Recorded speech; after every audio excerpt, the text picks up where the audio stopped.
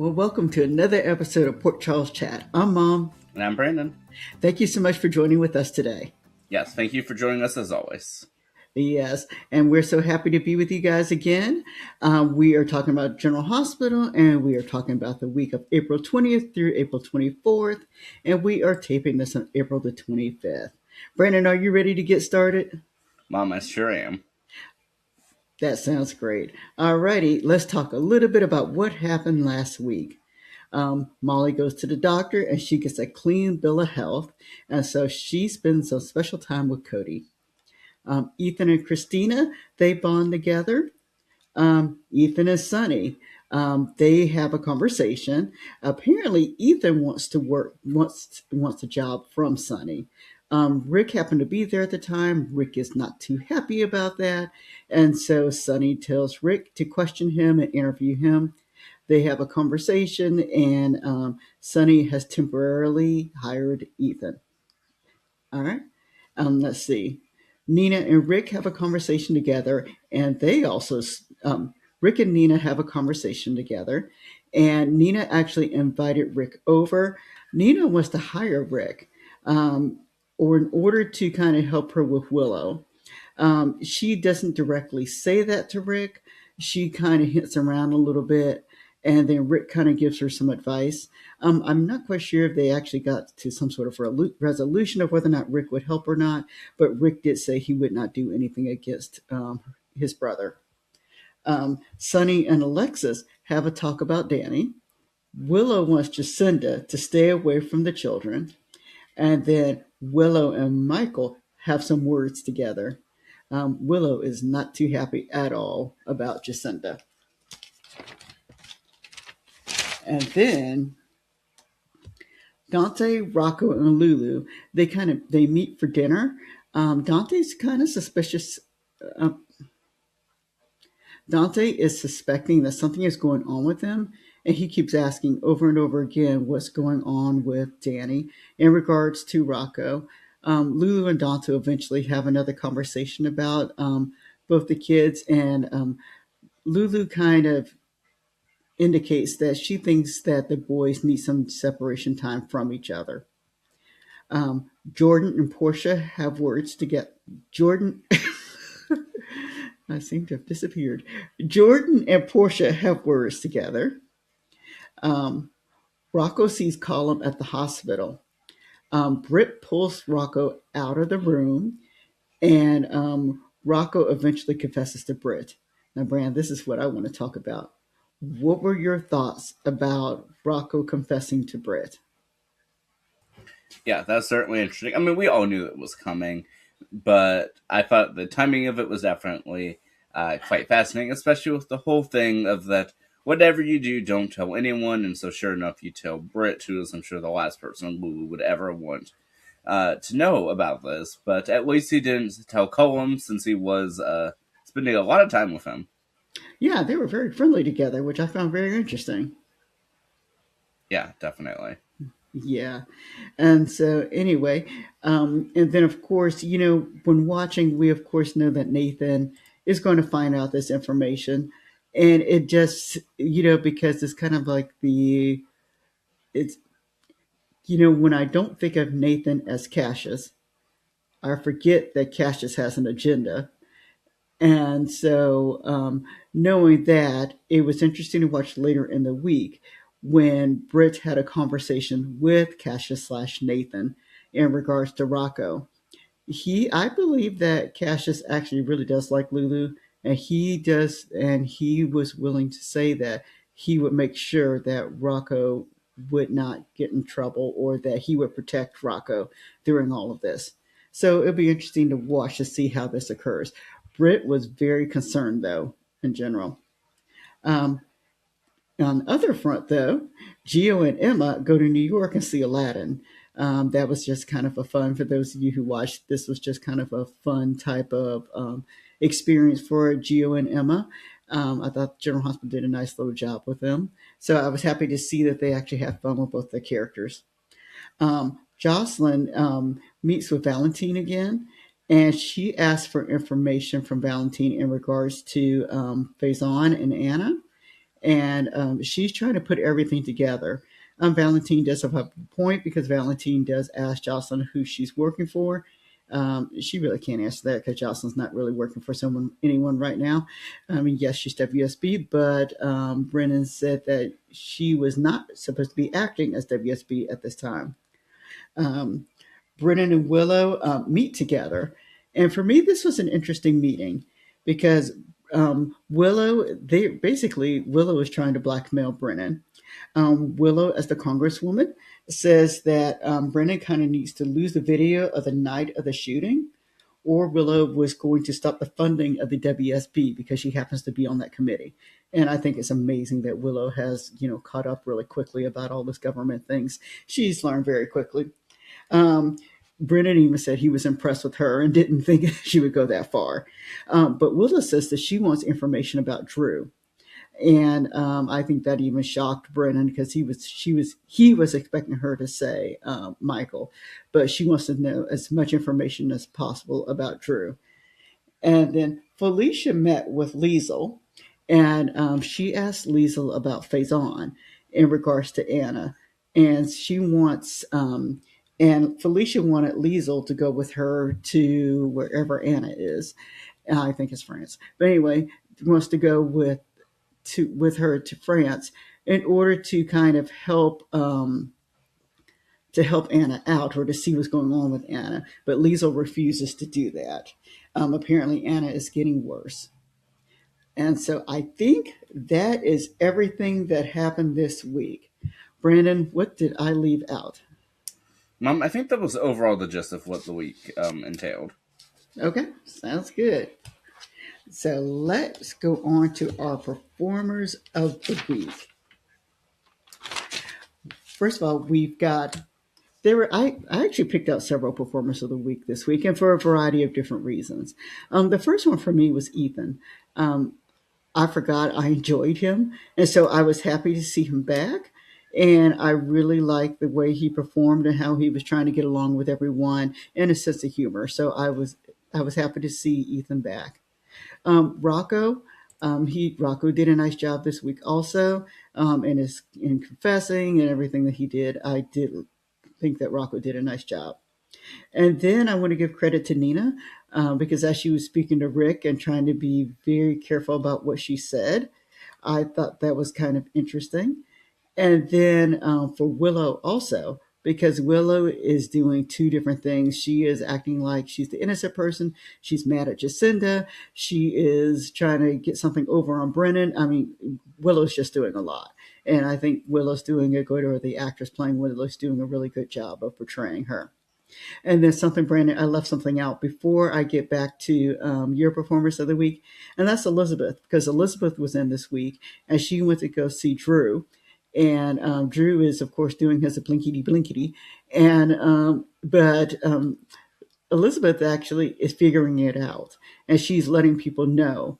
Of course, the people she's telling don't want her to know anything, but she is trying to figure it out and she's trying to figure out how she can help him. All right, Brandon, who are your performers of the week? Well, Mom, I really liked your list, and I definitely agree about Elizabeth. But I am going to, in addition to Elizabeth and Rocco, I am going to say an unexpected one. Oh, who's that? I'm going to say Colum. Well, Colton did do a nice job this week. What were your reasons? I feel that over the past few weeks, and it's funny that a character actually becomes likable, after being, shot and being supposed to be a soulless villain person. Um, but no, I really like Colum. Now in his confines of the hospital bed, everyone just comes to him and tells stories. But I like his camaraderie with Rocco, and that he's able to sort of be playful in that. And I don't know. I feel that despite again being supposed to be a big bad villain, like he doesn't seem that harmful when he's just sitting there in the bed. Yeah, I guess being in the bed, he doesn't seem like that. All right. And then for amusing scenes of the week, I had a couple of them. I have Valentina and Carly, just because they're just kind of amusing together, just in general. Um, Jordan actually had one sentence that she said this week that I kind of liked. And you mentioned it also, so I'm going to let you talk about that particular sentence that Jordan gave. Nina and Drew, because Nina kind of made fun of Drew and about his blinking.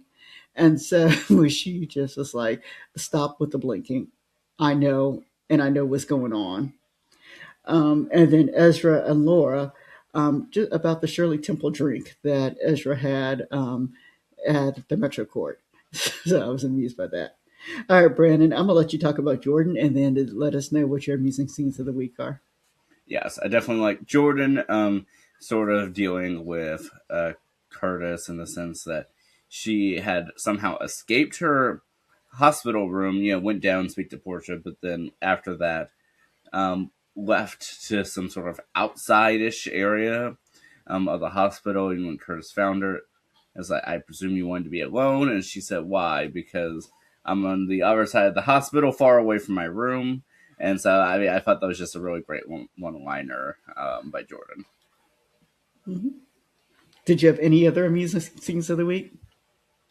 Certainly a few sort of one-offs, if you will, but especially when it um, I feel like a sort of a highlight, but highlight amusement was the end of the Geo Emma adventures when they're going back and say that they ate too much at the restaurant, and that they're going to blame their lovely new friend for giving them reservations at this restaurant. Yeah. And then, Brandon, I'm sorry, and I forgot about something else that happened this week. And that's in regards to Jordan just kind of being mad at the world. And so just want to throw that out there that Jordan's kind of mad at the world right now, kind of, which goes, of course, with the scene that you just talked about.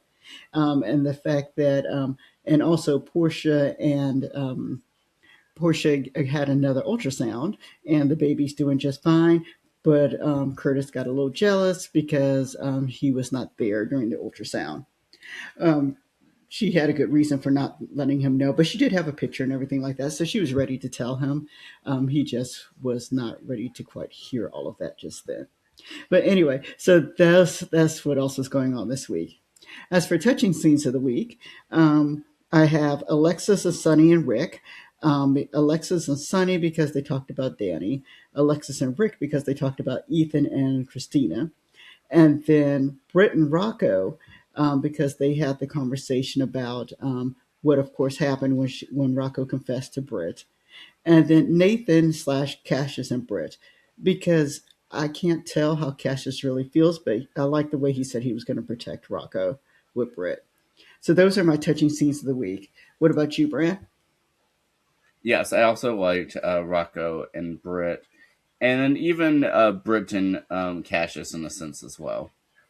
Okay, sounds good. And we'll say Laura and Lulu had nice words too.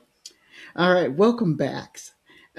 Welcome back to Liz because she has been gone. I don't know how long she's been gone, but Elizabeth has been in and out, and so maybe she's back because I know she's in the previews for next week. So let's hope that Elizabeth's back on a regular basis.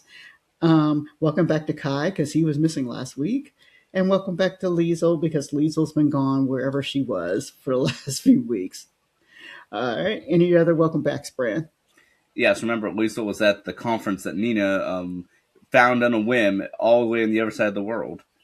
Oh, yeah, yeah. That's where she was. But do we have any more welcome backs? Not that I'm aware of. All right. Now we have some where are yous. People who are missing this week. Brooklyn, who was in distress last week, is now missing this week. We've got Chase, Ned, and Olivia missing. And then we also have Trina, who's missing. Those are the ones I noticed immediately. Are there any others who are missing for you?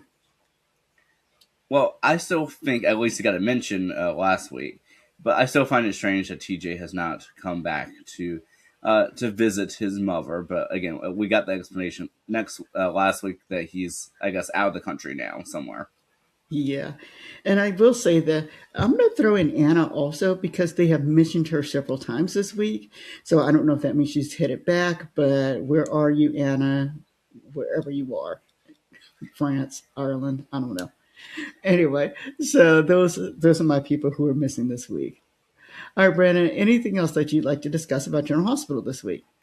Well, I'm going to head back and speak just a little bit about the whole Jordan plotline. Okay, go ahead. Well, first of all, her whole story arc last week, to me, feels very reminiscent of a particular plot I didn't really care for, like on the final season of The Facts of Life, where Blair got through this major car accident and had this giant scar that she was worried about for a whole episode before it just disappeared to never be seen again. All that to say, Mhm. though, is her scenes from last week, for Jordan, almost 100% sort of mirrored that same sort of performance. And I'm glad at least Jordan's getting a storyline. I just don't particularly care for the pushing away the world thing. And I know for the past few months, or about a year or so, that Jordan and Portia have been going at it. But I thought Portia did a good job this week. And I please correct me if I'm wrong. I don't remember their relationship being this contentious about 2 years ago. No, 2 years ago or a year ago, it was not this contentious. Um, it has, of course, with Curtis being in between, it became that way. But and then something. Oh, and Portia was lying originally, and I think that's what when Drew was trying to blackmail her.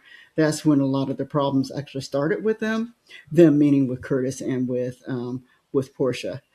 But no, Jordan and Portia got along for quite a while. At first they didn't, then they did. Now we're back to they didn't. But in this case that just happened, it seems like Portia was the one who was kind of looking, who was saying nice things to, or the appropriate things, I should say, to Jordan. And Jordan's just upset, of course, about her face. However, you kind of mentioned to me that I mean she can go to the place where where Ava went when she had a scar, and then Michael has a remarkable job, with what happened to him. So there are places where Jordan can go to kind of help her out. She just needs to speak to the right people. Yes, yes. I think what I'm worried about is I hope that they don't do what I think they're going to do, is that throw this into sort of this all out battle Jordan against the world for like 2 or 3 weeks, and then Jordan will flat out just disappear for like a month, and then um, end up in this predicament. Like I think if they're going to go this route, if we can at least commit to it and not have it where she just disappears off the canvas from this. Yeah, so it'll be interesting. I don't know what they have planned for her. So, like you said, hopefully they have some other things planned, and this is not the way that they tend to want to go with it. Because they have a bigger plot line going on with who the other driver is and who that could possibly be, which I think is the bigger plot line that they can go with this. Yes, but a thought I did have is that since Jordan was the person in charge of Sidwell's enterprise, I mean the legal stuff anyway, per what Sidwell claims, Hmm. is I wonder if there's a vacancy now. Perhaps someone like a Willow can fill it. Hmm. Yep, that's a thought too. I mean, well, well, Sidwell had some thoughts about Willow in regards to, when he went on his rant, and Yes, he wasn't going for Willow actually doing that. But that would make a vacancy for him. I don't know who else would go in there unless he kind of plants Lucas in there. But he would be doing it for the wrong reasons for that. yes, but Sidwell is becoming suspicious of Lucas now. Yeah, he is becoming suspicious of Lucas. So I'm not quite sure. All the people that he has said they're not quite working like he wanted them to work. Yeah. Yeah. All right, Brandon. Anything else? No, I mean, I just thought that this was quite an interesting week. I feel like we're doing a lot of setup, and again, going back through these past several weeks, you can see sort of the lead up here because even like for Jordan in the car crash, they made a point of saying like even her, what I said, her liver, for instance, or I mean, her kidney was a very important part. But a few weeks ago, when we thought she was almost pregnant, that was the main contentious concern, and so seeing those sort of lead up over the course of weeks makes me wonder what this week is now leading up to for the next several. Hopefully, a return for Anna, since all of Friday was more or less spoken about her and Faison. So hopefully, we can do that and get a nice tribute for Robert Scorpio within the next month or two, maybe.